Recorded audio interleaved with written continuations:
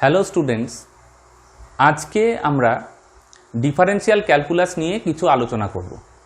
তোমাদের হয়তো মনে হতে পারে যে ফিজিক্সের ক্লাসে হঠাৎ ডিফারেন্সিয়াল ক্যালকুলাস কেন। অ্যাকচুয়ালি আমরা 11 যখন শুরু করি, প্রথম দিককার চ্যাপ্টার পড়াতে গেলে বিশেষ করে মেকানিক্স প্রথমেই আসে, তো এখানে আমরা ইন্টিগ্রাল ক্যালকুলাস বা ডিফারেন্সিয়াল ক্যালকুলাসের প্রয়োগ করে থাকি, আমাদের করতে হয় বিভিন্ন অঙ্ক করার সময়, বিভিন্ন থিওরি করার সময়। কিন্তু দেখা যায় যে বেশিরভাগ স্টুডেন্টেরই সেই সময়ে অঙ্কে এই ক্যালকুলাস পার্টটা তখনও করে ওঠা হয় না, যার জন্য তাদের বুঝতে একটা সমস্যা থেকেই যায়। তাছাড়া কিছু কিছু ক্ষেত্রে দেখা যায় যে যেমন পার্শিয়াল ডিফারেন্সিয়েশন, যেটা আমাদের ম্যাথমেটিক্সে সেভাবে নেই 11-12 ম্যাথমেটিক্সে, কিন্তু আমাদের ইলেকট্রোস্ট্যাটিক্স 12-এ সেটা ইলেকট্রোস্ট্যাটিক্সে সেটাকে প্রয়োগ করতে হয়।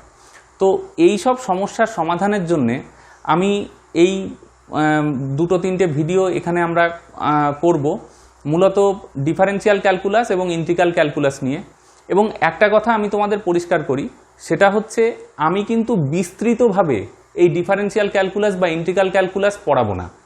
আমি মূলত তোমাদেরকে আলোচনা করব তোমাদের সঙ্গে যে পার্টগুলো ডিফারেন্সিয়াল ক্যালকুলাসের, যে পার্টটা আমাদের ফিজিক্সে অর্থাৎ 11-12 ফিজিক্সে বেশি ব্যবহার হয়, যে সূত্রগুলো বেশি ব্যবহার হয়, আর কি এই ডিফারেন্সিয়াল বা ইন্টিগ্রাল ক্যালকুলাস কখন আমরা কোথায় প্রয়োগ করি, ফিজিক্সের বিভিন্ন পার্টে কিভাবে প্রয়োগ করা হয়, আমি সেই পার্টগুলোই তোমাদের দেখাবো। অর্থাৎ শুধুমাত্র ফিজিক্স রিলেটেড ক্যালকুলাস পার্টটা আমি এখানে আলোচনা করব। তো আজকে আমাদের আলোচনার বিষয় ডিফারেন্সিয়াল ক্যালকুলাস। তো এই ডিফারেন্সিয়াল ক্যালকুলাস অর্থাৎ ডেরিভেটিভ অফ এ ফাংশন, এটা বোঝার জন্য আমাদের এই ফাংশন ব্যাপারটাকে বুঝতে হবে। অর্থাৎ ডেরিভেটিভ করছি কাকে বা ডিফারেন্সিয়েট করছি কাকে, সেটা একটা ফাংশনকে। ফাংশন যেমন আমরা তাকে এফ অফ এক্স দিয়ে যদি প্রকাশ করি, অর্থাৎ এটা এক্স এর একটা ফাংশন। আমি কোনো ডেফিনিশনে যাব না, ফাংশনের উদাহরণ দিই, তাহলেই তোমরা পরিষ্কার বুঝতে পারবে। তো দেখো এফ এক্স ইকুয়াল টু আমরা ভাবতে পারি 2x + 9, এটা একটা এক্স এর ফাংশন। অথবা হতে পারে f of x equals to a sine x, এটাও একটা এক্স এর ফাংশন। অথবা হতে পারে দেখো f of x equals to log x. অথবা দেখো হতে পারে f of x equal to x³ + 3। এমন বিভিন্ন রকম, অর্থাৎ যে এইটাকে বলা হয় চলরাশি, এই এক্স বা এক্সকে একে চলরাশি বা ভেরিয়েবল বলা হচ্ছে, ভেরিয়েবল বা চলরাশি। আর এই চলরাশির ফাংশন হচ্ছে এফ অফ এক্স। আমরা এফ অফ এক্স এর জায়গায় এফ অফ টি হতে পারে, এফ অফ থিটা হতে পারে, সেটা যখন যেমন হবে আমরা সেটা নিয়ে আলোচনা করব। কিন্তু দেখো একটা ভেরিয়েবলের ফাংশন যেমন হতে পারে, তেমন দুটো ভেরিয়েবল, তিনটে ভেরিয়েবল, একাধিক ভেরিয়েবলের ফাংশন হতে পারে। যেমন ধরো আমি একটা দুটো উদাহরণ দেখাচ্ছি। এফ অফ এক্স ওয়াই, অর্থাৎ এখানে ভেরিয়েবল হচ্ছে এক্স আর হচ্ছে ওয়াই। এরকম এর ফাংশন কেমন হতে পারে, যেমন দেখো x² y³ + 3y, এটা একটা এক্স আর ওয়াই এর ফাংশন। এরকম তিনটে ভেরিয়েবলের ফাংশন হতে পারে f of x y z. এখানে দেখো ভেরিয়েবল এক্স ওয়াই জেড, এটা ধরো এরকম একটা ফাংশন x² y/z³, এটা একটা তিনটে ভেরিয়েবলের ফাংশন। তো আমরা ছোট ছোট করে শেখা শুরু করি। আমরা প্রথমে দেখো একটা ভেরিয়েবলের ফাংশন সম্পর্কে প্রথমে আগে দেখি, বা সেই ফাংশনটাকে বোঝার চেষ্টা করি। দেখো প্রত্যেকটা ফাংশনকেই আমরা গ্রাফে প্রকাশ করতে পারি। ঠিক একটা উদাহরণ আমি তোমাদের দেখাই। ধরা যাক F of x equals two x², এটা একটা ফাংশন। আমরা এক্স অক্ষ বরাবর ভেরিয়েবল এক্স নিয়েছি, এটা এক্স অক্ষ, এবং এদিক বরাবর আমি ভেরিয়েবল এক্সকে প্লট করছি। আর এটা ওয়াই অক্ষ, যে বরাবর আমি ফাংশনকে প্লট করছি, অর্থাৎ ফাংশনের মানকে প্লট করছি। তো আমি সেটার জন্য আমরা যেমন করে 8-9-এ যেমন করে আমরা গ্রাফ করা শিখেছি, আমি সেইভাবেই চেষ্টা করছি। তো দেখো যদি এক্স এর ভ্যালু 0 হয়, তাহলে দেখো এক্স এর ভ্যালু এখানে 0 বসালে এফ এক্স এর মান 0, এক্স এর ভ্যালু 1 বসালে এফ এক্স এর মান 1। একইভাবে এটা 2 বসালে 4, এটা 3 বসালে 9। তো আমি যদি এইগুলোকে গ্রাফে প্লট করি, তাহলে আমি এরকম একটা গ্রাফ পাবো।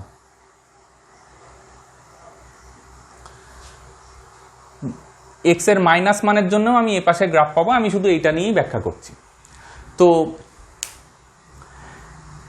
এই যে দেখো এখানে এক্স এর মান দেখো এক এক করে বেড়েছে, 0 থেকে 1, 1 থেকে 2, 2 থেকে 3, এক এক করে বেড়েছে। প্রথমে দেখো ফাংশনটার মান 0 থেকে 1ই বেড়েছে, এখানে যখন 0 থেকে 1 বাড়লো এখানেও দেখো 1ই বেড়েছে। এখানে যখন 1 থেকে 2 হলো এখানে দেখো 1 থেকে 1 বারে 4 হয়ে গেছে। এখানে যখন 2 থেকে 3 হলো এখানে দেখো 4 থেকে 9 হয়ে গেছে। অর্থাৎ বেশিরভাগ ফাংশনের ক্ষেত্রেই, বিশেষ করে যেগুলোকে গ্রাফ আঁকলে এরকম কার্ভ হবে, অর্থাৎ কোনো সরল রেখা না, মানে বক্ররেখা হবে, সেখানে ভেরিয়েবল যেভাবে যেভাবে চেঞ্জ করে ফাংশনের মান সেভাবে চেঞ্জ সাধারণত করে না। তো দেখো এক্ষেত্রে আমাকে যদি বলা হয় যে এরকম একটা অবস্থানে ভেরিয়েবল চেঞ্জ সামান্য করলে ফাংশনটা কিভাবে চেঞ্জ করবে সেটা দেখার জন্য আমাকে কি করতে হবে, এখানে একটা স্পর্শক টানতে হবে। ওই বিন্দুতে, কার্ভের গায়ে ওই বিন্দুতে একটা স্পর্শক টানতে হবে। স্পর্শক টানলাম। এবার এ পাশ থেকে এক্স অক্ষের প্যারালালে একটা রেখা আঁকবো, আবার এখান থেকে দেখো ওয়াই অক্ষের প্যারালালে একটা রেখা আঁকবো। তাহলে সেটা এখানে একটা দেখো সমকোণী ত্রিভুজ তৈরি হলো।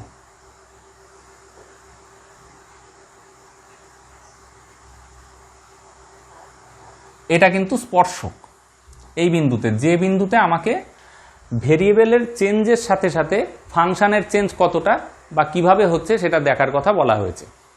তো দেখো এখানে এই যে পার্টটা, এইটাকে আমি ডেল্টা এক্স বলতে পারি, আর এই যে পার্টটা এটাকে আমি বলতে পারি ডেল্টা ওয়াই। কারণ দেখো এইটুকুতে দেখো ওয়াই এর মান এখান থেকে এখানে চেঞ্জ করেছে, অর্থাৎ y1 থেকে y2-তে চেঞ্জ করেছে, y মানে এফ অফ এক্স। আর এখানে দেখো এক্স এর মান x1 থেকে x2-তে চেঞ্জ করে গেছে। তাহলে একটা বিশেষ বিন্দুতে যেখানে ফাংশনের মান ফাংশনের মান y এবং ভেরিয়েবলের মান x, সেখানে আমাকে পরিবর্তনটা বের করতে হবে। তো সেটা করার জন্যে যদি এটা অ্যাঙ্গেল থিটা হয় তাহলে দেখো আমরা delta y by delta x এই পার্টটাকে আমাদের বের করতে হয়, এক্স এর সাপেক্ষে ওয়াই এর পরিবর্তন। তাহলে সেটা দেখো এই সমকোণী ত্রিভুজ থেকে আমরা পাচ্ছি, এটা যদি অ্যাঙ্গেল হয় তাহলে এটা লম্ব আর এটা ভূমি, তাহলে লম্ব বাই ভূমি দ্যাট ইজ ট্যান থিটা। অর্থাৎ এইটা আমরা এখানে পেলাম, খেয়াল করো। তাহলে এইটার মানে কি দাঁড়ালো আর এইটার মানে কি? এই ট্যান থিটাকে বলা হচ্ছে গ্রাফের নতি, নতি বা ইংরেজিতে বলা হয় গ্রেডিয়েন্ট। আর এইটা কি? গ্রাফের এই বিন্দুর কাছাকাছি এক্স অর্থাৎ ভেরিয়েবলের এক্স এর সামান্য পরিবর্তনে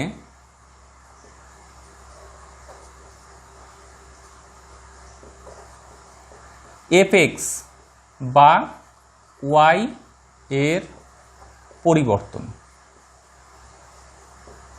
অর্থাৎ এক্স সামান্য পরিবর্তিত হলে ওয়াই কতটা পরিবর্তিত হচ্ছে, এইটা বোঝাচ্ছে এইটা।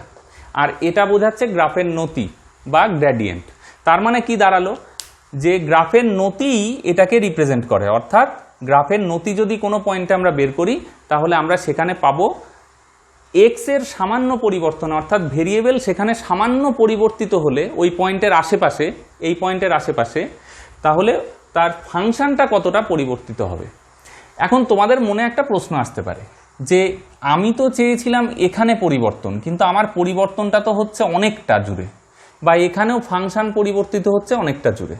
তাহলে আমরা কি করব, যে ডেল্টা এক্স এর মান যদি খুব ছোট ধরি, অর্থাৎ এই ডেল্টা এক্স এতটা, আমি যদি সেটাকে টেন্ডস টু 0 করে দিই, অর্থাৎ 0-র খুব কাছাকাছি এই পরিবর্তনটা, তাহলে দেখো এটা যখন ছোট হবে, যদি এটা ছোট হয়ে যদি এইটুকু হয়, তাহলে দেখো ওয়াই এর পরিবর্তনও ছোট হয়ে যাবে। অর্থাৎ আমরা সেটাকে লিখতে পারি যে limit delta x tends to 0, delta y by delta x equal to tan theta একই থেকে যাবে, কারণ ত্রিভুজ বড় হোক আর ছোট হোক এই অ্যাঙ্গেলটা কিন্তু একই থেকে যাবে। এই জিনিসটাকে আমরা লিখে থাকি ডিডিএক্স অফ ওয়াই, অনেকে চলতি কথায় ডিওয়াই ডিএক্স বলে থাকে, কিন্তু আসলে এটা বলা উচিত ডিডিএক্স অফ ওয়াই, এইটা ইকুয়াল টু ট্যান থিটা। দেখো এইটা আসলে একটা অপারেটর, এই ডিডিএক্স হচ্ছে আসলে একটা অপারেটর, এ অপারেট করছে ওয়াই এর ওপর অর্থাৎ এফএক্স এর ওপর। তাই এই ডিডিএক্স এর ওপর ডিডিএক্স যদি কারোর ওপর অন্য কোনো ফাংশনের ওপর অপারেট করে, সেটা সেই ফাংশনের ট্যান থিটাকে প্রকাশ করবে। তো এইটাকে বলা হয় derivative of y with respect to x, অর্থাৎ এক্স এর রেসপেক্টে ওয়াই এর ডেরিভেটিভ। তাহলে আমরা এতক্ষণ কি শিখলাম তাকে একটু সামারাইজ করা যাক। আমরা যদি একটা অপেক্ষক নিই y equal to F of x, সেটাকে ডিওয়াই ডিএক্স অর্থাৎ derivative of F of x with respect to x, এই কথাটার মানে কি, তার ফিজিক্যাল সিগনিফিক্যান্স কি? ফিজিক্যাল সিগনিফিক্যান্স দুটো, এবং দুটো অ্যাকচুয়ালি একই কথা কিন্তু দুইভাবে বলা হয়। একটা কথা কি, যে এটার মানে হচ্ছে এক্স বা ভেরিয়েবলের সামান্য পরিবর্তনের জন্য ওয়াইয়ের কতটা পরিবর্তন ওই বিশেষ বিন্দুতে, সামান্য কতটা, যত ছোট পরিবর্তন তুমি ভাবতে পারো তার চেয়েও ছোট, অর্থাৎ ডেল্টা এক্স টেন্ডস টু 0, অর্থাৎ জিরোর কাছাকাছি পরিবর্তন। তো সেইটা হচ্ছে একটা মানে। আর একটা মানে কি, যে ওই বিন্দুতে গ্রাফের নতি কত, অর্থাৎ ট্যান থিটা কত। তো এই নতি বা গ্রেডিয়েন্টও যা, ডিওয়াই ডিএক্সও তাই, আবার এক্স এর রেসপেক্টে ওয়াই এর পরিবর্তন কতটা সেটাও তাই। তো এই ছিল আমাদের ডেরিভেটিভের বেসিক আইডিয়া। দেখো ডেরিভেটিভের বেসিক বিষয়টা তো জানলাম, কিন্তু আমাদের স্বাভাবিকভাবে একটা প্রশ্ন আসতে পারে যে এটা আমাদের ফিজিক্সে কোথায় কিভাবে প্রয়োগ হতে পারে। তো আমি তোমাদের কয়েকটা ক্ষেত্র দেখাবো, আমি অঙ্কগুলো কিন্তু করব না, আমি এখানে শুধু দেখাবো যে কোথায় কোথায় ডেরিভেটিভ কিভাবে ব্যবহৃত হচ্ছে ফিজিক্সে। যেমন ধরো একটা ছোট অঙ্ক, খুব সাধারণ অঙ্ক, বলছে একটা গাড়ির সময়ের সাপেক্ষে সরণের রাশিমালা বা এক্সপ্রেশন হচ্ছে এইটা, এবং 3 সেকেন্ড সময়ে, অর্থাৎ গাড়িটা চলা শুরু করলো 0 সেকেন্ড থেকে 3 সেকেন্ড সময়ে, যখন টাইম 3 সেকেন্ড, সেই মুহূর্তে গাড়ির বেগ কত। এখন এইটা বের করতে গেলে আমরা গ্রাফের সাহায্য নিয়ে তো করতেই পারি। তো আমি গ্রাফে আগে দেখাই যে ব্যাপারটা কি। তো এটার গ্রাফ আঁকলে গ্রাফটা হবে 3t² + 5, গ্রাফটা হবে এরকম। এক্স এর টি এর মাইনাস ভ্যালু হবে না, শুধু এই দিকটাই হবে। তো টি ইকুয়াল টু 3 সেকেন্ড, অর্থাৎ টাইম যখন 3, তখন আমি ধরে নিলাম এখানে টি ইকুয়াল টু 3, সেই সময় সরণ হচ্ছে এইটা। তো আমার এই টাইমে গাড়ির বেগ বের করতে হবে। তো আমি ওখানকার নতি নিয়ে দেখি কি হয়।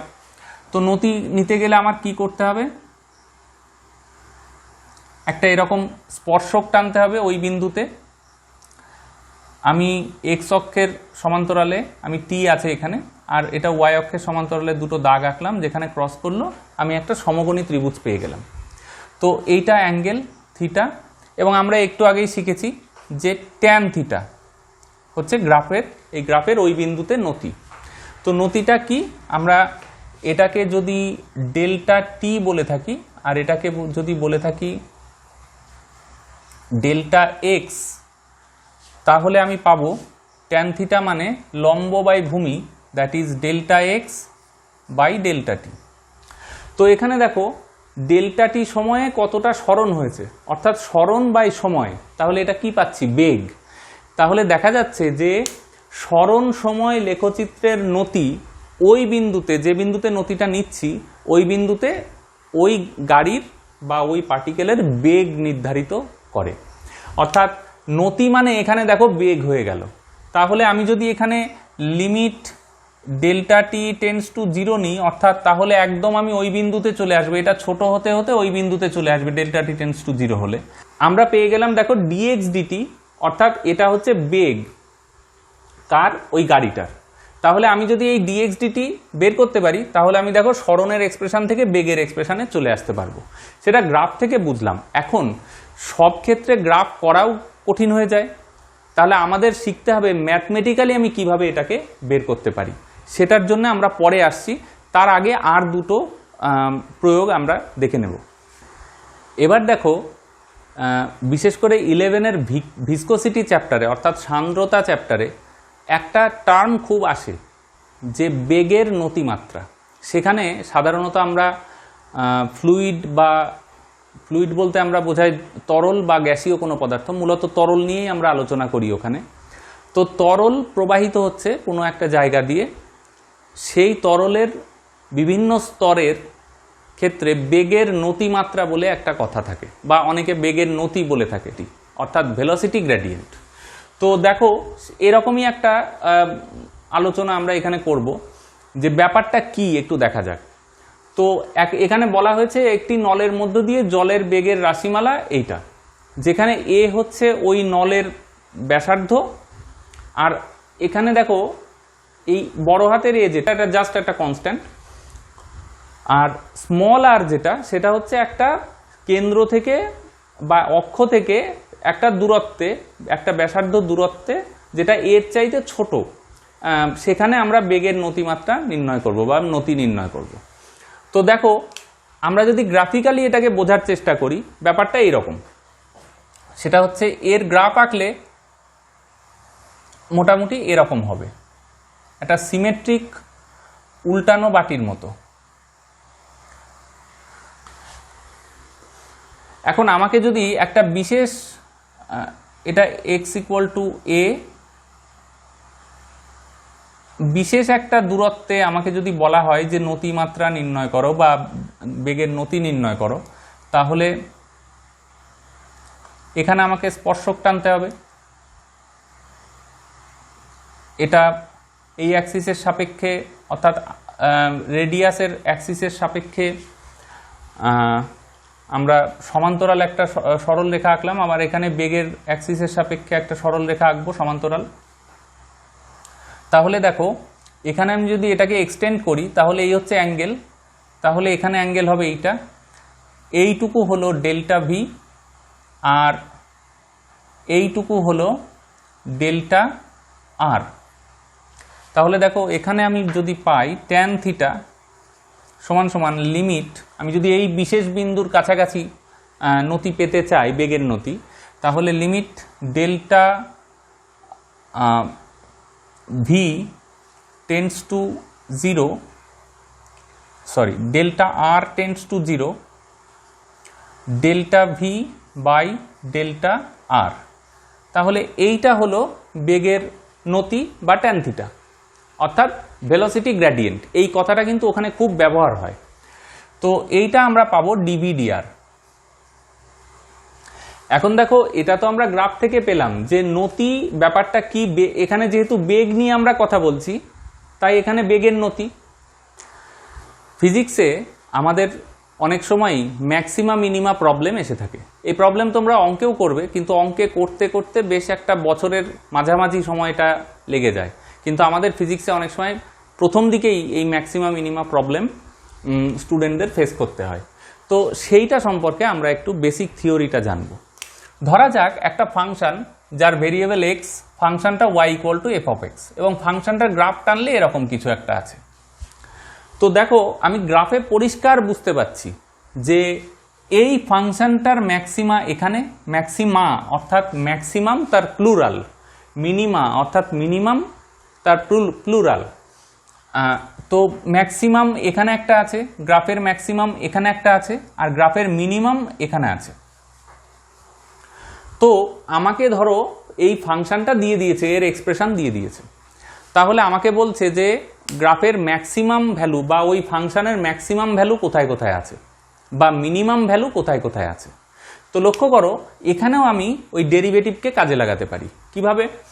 ধরো আমি যদি এই বিন্দুতে আমি যদি একটা স্পর্শক টানি, আবার এই মিনিমাম বিন্দুতেও আমি যদি স্পর্শক টানি, এই ম্যাক্সিমাম বিন্দুতে আমি যে কোনো ম্যাক্সিমাম বা যে কোনো মিনিমাম বিন্দুতে আমি যদি স্পর্শক টানি, তো সেটা খেয়াল করো সবসময় এই এক্স অক্ষ বরাবর যে ভেরিয়েবল আছে সেই ভেরিয়েবলের অ্যাক্সিসের সাথে সবসময় প্যারালাল হচ্ছে।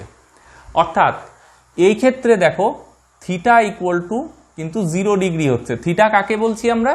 যে ওই যে আমি স্পর্শক টানলাম, ওই স্পর্শকের সাথে এক্স অক্ষ অর্থাৎ ভেরিয়েবলের অক্ষ কত ডিগ্রি অ্যাঙ্গেল করে আছে। যেহেতু এই দুটো প্যারালাল, সেহেতু মানে এক্স অক্ষের সাথেই প্রত্যেকটা স্পর্শক প্যারালাল, সেহেতু এখানে অ্যাঙ্গেল থিটা। অর্থাৎ এখানে দেখো ট্যান থিটা ইকুয়াল টু 0, থিটার মান 0 হলে ট্যান থিটার মান 0। তাহলে দেখো আমি যদি এখানে ডেরিভেটিভটা করি, অর্থাৎ ডিওয়াই ডিএক্স এটা করি, তাহলে দেখো 0 হবে কখন? যখন ম্যাক্সিমা অর মিনিমাতে। অর্থাৎ যখন আমি এই ম্যাক্সিমা বা মিনিমা যে কোনো বিন্দু, তাদের মধ্যেকার যে কোনো বিন্দুতে আমি যে এই ডেরিভেটিভটা করব, আমি সেখানেই দেখো এই ডেরিভেটিভটা 0 পাবো। অর্থাৎ আমার যদি কোনো একটা এক্সপ্রেশন দেয়া থাকে, এখানে ধরা যাক একটু আগে আমাদের দেয়া ছিল v equals to a into a square minus r square, এরকম একটা এক্সপ্রেশন দেয়া আছে ভেলোসিটির কোনো একটা ফ্লুইডের। তাহলে আমাকে যদি এখন বলে যে এই গ্রাফের ম্যাক্সিমাম কোথায় আছে, অর্থাৎ ভেলোসিটি ম্যাক্সিমাম হবে কোথায়, তো তোমাদের নিশ্চয়ই মনে আছে আমরা একটু আগে এর গ্রাফ এঁকেছিলাম। গ্রাফটা ছিল এরকম, এবং ম্যাক্সিমাম বিন্দু তোমরা গ্রাফ থেকে একবারেই বলতে পারবে এখানে, এবং সেখানেও দেখো স্পর্শকটা এই এক্স অক্ষের প্যারালাল হচ্ছে। তাহলে এখানে দেখো ওয়াই অ্যাক্সিস বরাবর থাকবে ভেলোসিটি, আর এক্স অক্ষ বরাবর থাকবে আর। তাহলে এই থিওরি অনুযায়ী ম্যাক্সিমাম যেখানে, সেখানে আমি যদি ডিভিডিআর করি, অর্থাৎ এখানে ওয়াই অ্যাক্সিস বরাবর ভি আর এখানে এক্স অক্ষ বরাবর আর, তাহলে d v d r must be 0 for the maximum value of v. তাহলে আমি এখানে ম্যাক্সিমাম ভ্যালুর জন্য যখনই ডেরিভেটিভ করে 0 করব, তখনই ভির যে মানটা মানে ভেরিয়েবলের যে মানটা বেরোবে এখান থেকে, সেইটা আমি ভেলোসিটির এক্সপ্রেশনে বসালে আমি ম্যাক্সিমাম ভেলোসিটি পেয়ে যাব। অর্থাৎ এরকমভাবে আমরা যে শুধু ম্যাক্সিমাম নয়, মিনিমামের ক্ষেত্রেও আমরা এই ডেরিভেটিভকে 0 করে আমি সেখান থেকে ভেরিয়েবলের মানটা বের করতে পারি। অর্থাৎ গ্রাফের কোন বিন্দুতে ম্যাক্সিমাম আছে এবং কোন বিন্দুতে মিনিমাম আছে সেটা নির্ণয় করার প্রাথমিক পর্যায় হচ্ছে ডেরিভেটিভকে 0 করো, তারপর সেটাকে ডবল ডেরিভেটিভ করতে হয়। ঠিক কোন বিন্দু ম্যাক্সিমাম কোন বিন্দু মিনিমাম সেটার সম্পর্কে আমি এখনই যেতে চাইছি না। এতক্ষণ আমরা ডেরিভেটিভের বেসিক আইডিয়া সম্পর্কে আলোচনা করেছি। একটা গ্রাফ, তার কোনো ফাংশনের গ্রাফ, সেখানে তার নতি যে ডেরিভেটিভ হতে পারে আমরা সেটা নিয়ে আলোচনা করেছি। নতি দিয়েই আমরা ডেরিভেটিভকে প্রকাশ করি, এবং সেটার এই নতির মানে এক এক গ্রাফের ক্ষেত্রে এক এক রকম হয়, এবং ডেরিভেটিভকে আমরা বিভিন্ন ক্ষেত্রে ফিজিক্সে বিভিন্ন প্রয়োজনে ব্যবহার করে থাকি। আমি চেষ্টা করেছি তার কয়েকটা উদাহরণ তোমাদের সামনে তুলে ধরার। আমাদের যেটা মূল পার্ট যেটা বাকি রয়েছে সেটা হচ্ছে আমরা তো গ্রাফের মাধ্যমে ডেরিভেটিভ শিখলাম, এবং ডেরিভেটিভ করলে কি কি জিনিস আমরা পেতে পারি সেটাও আমরা শিখলাম, কিন্তু আমরা এখনো ডেরিভেটিভ ম্যাথমেটিক্যালি করতে শিখিনি। তার জন্য আমাদের যেটা দরকার সেটা হচ্ছে কিছু সূত্র এবং তার প্রয়োগ, সেটা নিয়ে আমরা নেক্সট ভিডিওতে আলোচনা করব। আর একটা খুব গুরুত্বপূর্ণ বিষয় সেটা হচ্ছে পার্শিয়াল ডেরিভেটিভ, অর্থাৎ একটা ফাংশন সেটা যদি একাধিক ভেরিয়েবলের ফাংশন হয়, তাহলে সেক্ষেত্রে একটা বিশেষ ভেরিয়েবলের জন্য তার ভেরিয়েশন কি, আমরা সেই সব নিয়ে আলোচনা করব। এই পার্শিয়াল ডেরিভেটিভের পার্টটা কিন্তু তোমাদের 11-12 ম্যাথমেটিক্সে নেই, কিন্তু আমাদের 12-এ ইলেকট্রোস্ট্যাটিক্সে খুব কাজে লাগে। আজকাল পরীক্ষায় যে ধরনের প্রবলেম দিচ্ছে সেখানে পার্শিয়াল ডেরিভেটিভ কাজে লাগে। তাছাড়া 11-এর থার্মোডাইনামিক্স চ্যাপ্টারেও পার্শিয়াল ডেরিভেটিভের কিছু প্রয়োগ আছে। তো সেই জন্যে তোমরা এই পার্টটা শেখার জন্য পরের ভিডিওর জন্য একটু অপেক্ষা করতে হবে তোমাদের। আজকের ভিডিও এই অবধি, আশা করি তোমাদের ভালো লেগেছে।